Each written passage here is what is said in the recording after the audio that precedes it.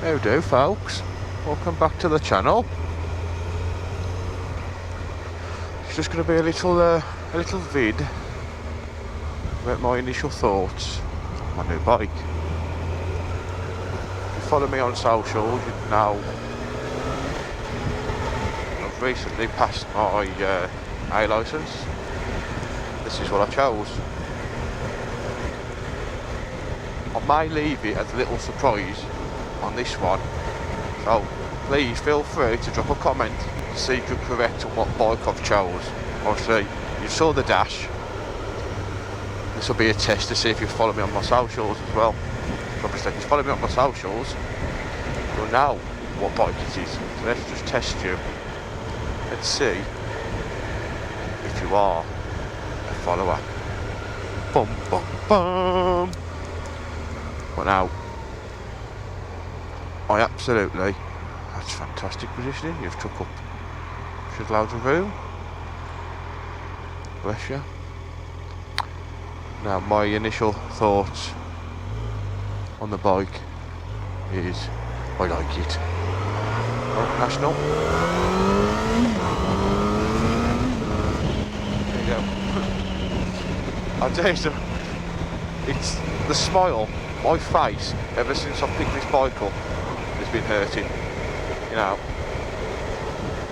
because I've gone from what 15 on paper to 106 on paper, and you know what? Yeah, it takes a little bit to get used to, but that's just the throttle, and obviously the fact it shifts is the biggest thing to get used to. Obviously I'm used to twisting that and slowly going. There's no slowly on this bike at all. Now I've got to be honest, I'm more than happy with my choice. You know, for the bike I've got, I've had a lot of bike, but not that much money, in all fairness, in today's climate. But now, all I'm gonna, I am going to apologise for the delay, but I shall explain to you now why there was so much of a delay. Anybody who's local to the area knows we've not really got much choice regarding test centres. You know, now you've got Wolvo, Worcester, you can use Redditch or Birmingham, which is Garage Green. Obviously, because I was an eager beaver, I wanted to do mine at Garrett's, purely for the fact it was the quickest one. You know, even though I work, drive and have ridden over Wolverhampton for over 10 years, not riding obviously, it's been 4, but so ideally I'd have wanted Wolverhampton because local roads, but me being me, you know, riding. But I've got to be completely honest, you've got a 50-50 chance at Garrett's, purely for the fact it depends on your examiner. And I know people turn around and say, well, your examiners aren't there to catch you out. They are. Well, this one was. You know, I can't say all are the same, because obviously you can't tar everybody with the same brush. But the chap at Garrett's, and I'm not the only one who thinks it, because I know people who have had him have said the same thing, and it's the fact he's a bit of a prick, which I've got to be honest, I thought he was. You know, the highway code just changed the 2 days before I did my first attempt, and I'd stopped to let pedestrians cross, and all I saw in my mirrors was his forks dive. So I got done. I don't know what he's doing here. He's going.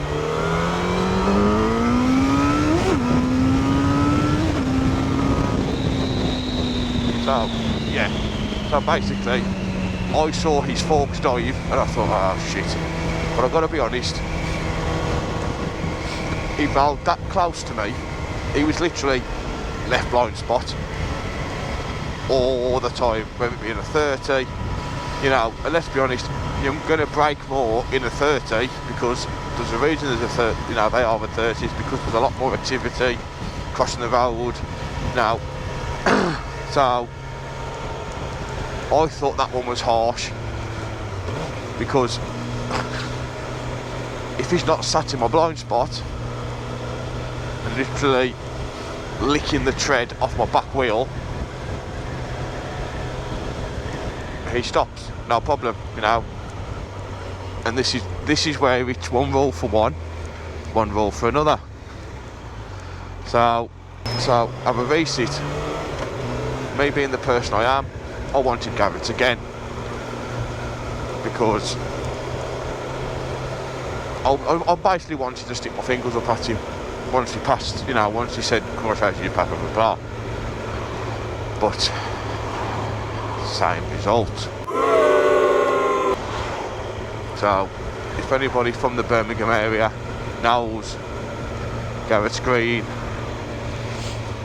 I've got to be honest, it's an absolute shithole. I don't think they've had any fresh lick of paint on the road since the 50s. The road signs, or lack of them. So basically we've come off a dual carriageway, national dual carriageway, and obviously you are told to carry straight on unless road signs or the examiner says differently. Right, so we've gone on this dual carriageway, caught up with the lorry, sat there at 45. Obviously he knows where we're going, you know, he knows the route he's picked, chosen, etc, etc. So, you know, I wasn't asking for help, but this is where I believe he snookered me. You know, he could have gladly have turned round and said, at the end of the road we will be turning right. You know, and let's be honest, if you want a motorbike,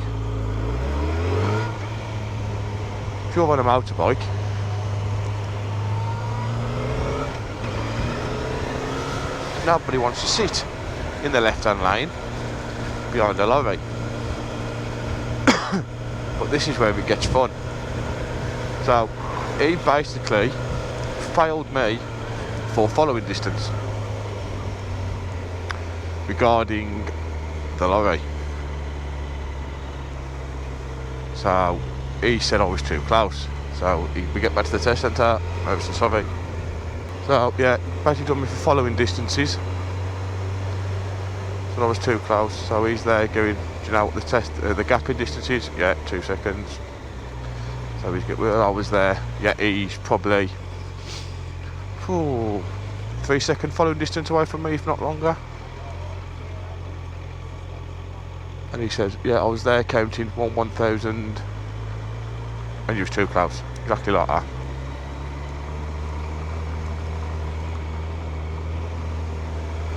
So take that with a pinch of salt.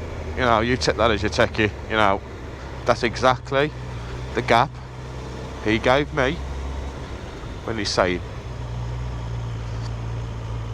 Obviously, this spot was already bought by then, chosen. All it needed was insuring and taxing. Obviously, that pissed me off, to be honest, because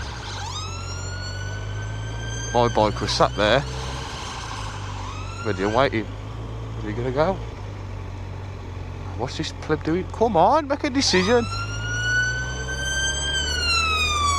So you've got to wait 10 days, and at this point I took it personal. Oh, bless me. Yeah, so I took the fail personal. You know, as I've explained,